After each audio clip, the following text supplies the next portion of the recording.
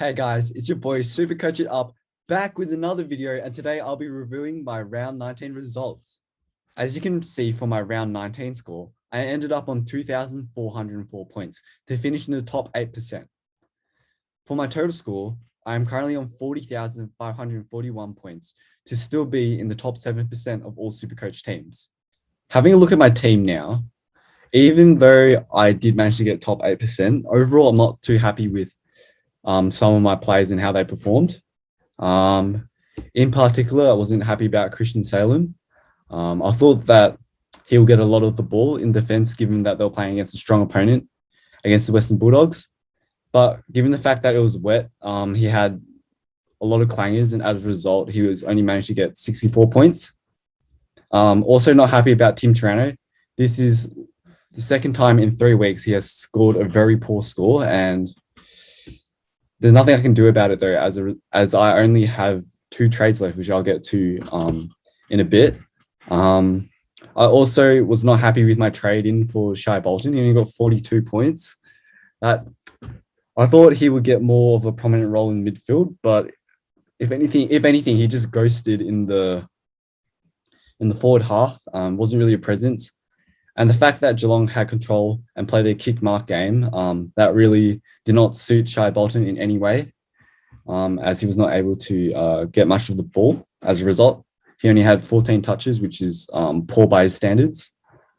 Nick Hind as well. Ever since Heppel has come back into the team, Nick Hind has not been as prominent as before, and a lot of teams are now protecting the space in the middle to prevent him from making those dashing runs.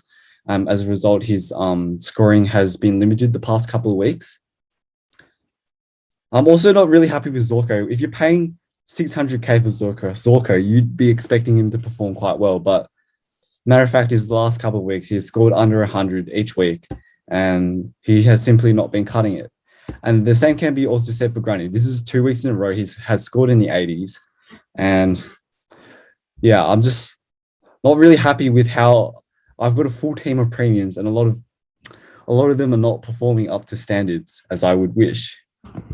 And finally, the biggest news of all, Scott Pendlebury got injured on the weekend. So as a result, I'm going to have to make a trade.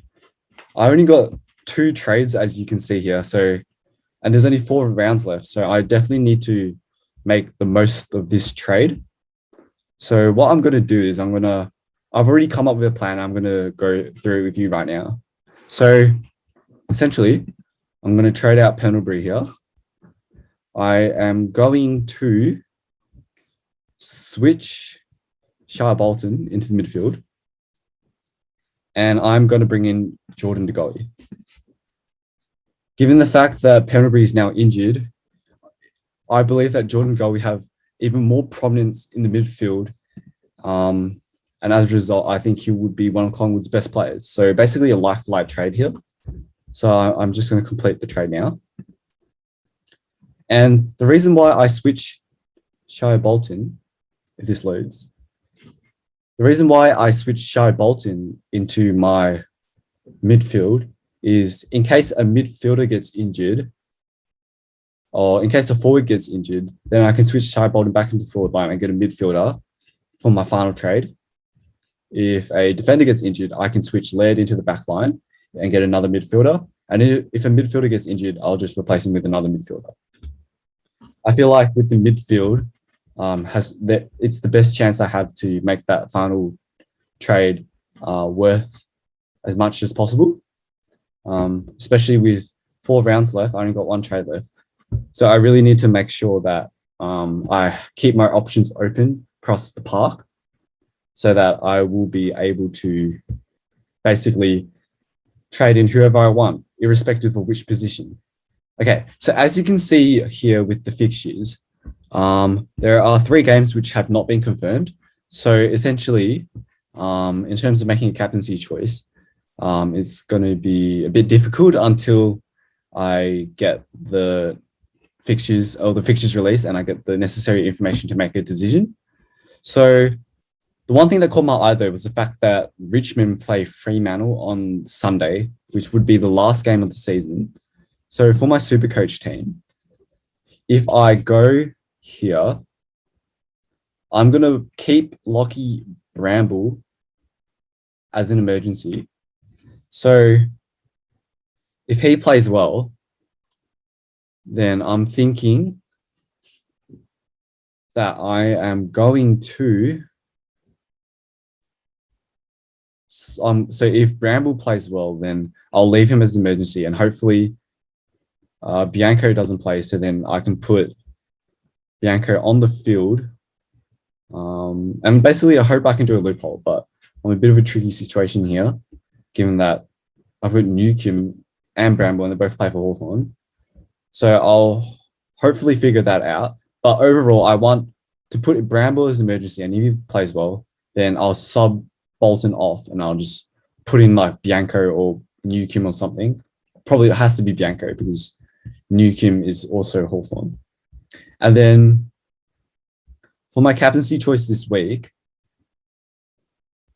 this is going to be a bit of a tricky one, but I'm going to vice captain Sam Walsh again, and I am going to captain McRae again. I think that is going to be the most suitable option. St Kilda, they don't tag, whereas in the game against North Melbourne, Simpkin was on Walsh, so it was reducing his output. So basically, I am hoping that Walsh will be able to play well against St Kilda. If not, then I hope McRae will be able to clutch up against Adelaide. So that's going to be my captaincy choice this week. I hope you guys perform well in SuperCoach this week, especially with only 4 rounds remaining. I hope you guys found this review somewhat insightful. I hope you guys perform really well this week in SuperCoach, given especially that there's only 4 rounds remaining and finals are coming up.